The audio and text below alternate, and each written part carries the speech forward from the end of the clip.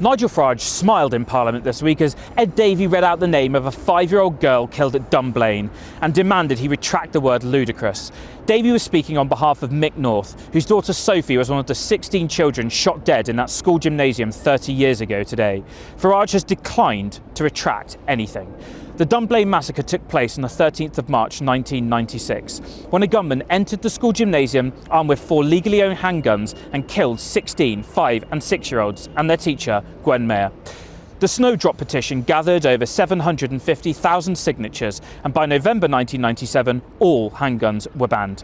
There has not been a single school shooting in this country since then. Farage's objections to that legislation are long-standing and on the public record.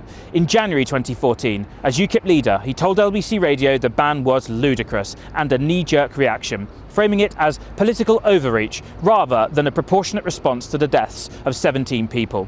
He argued that criminalising handguns only ensured that criminals carry them, a line drawn directly from American gun lobby talking points, and returned to the same argument in 2015, calling the UK's firearms laws repressive. A 2011 email sent by a Farage aide, confirmed by UKIP as reflecting his views, referenced NRA-produced materials linking gun restrictions to increased crime. He shared a stage with NRA representatives at CPAC in Washington in 2015 and returned to CPAC as Reform UK leader in 2025.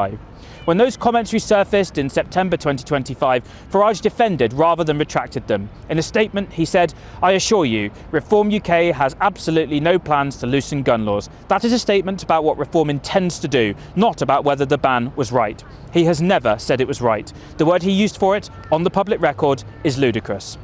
The United States, whose gun lobby talking points Farage has borrowed approvingly, recorded a firearms death rate of 13.3 per 100,000 people in 2024.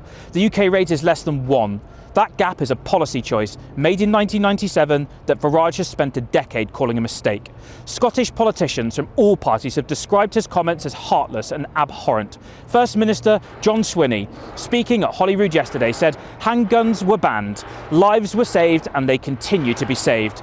Mick North has asked Farage publicly to renounce his position. Farage has never retracted the word. His position has not changed.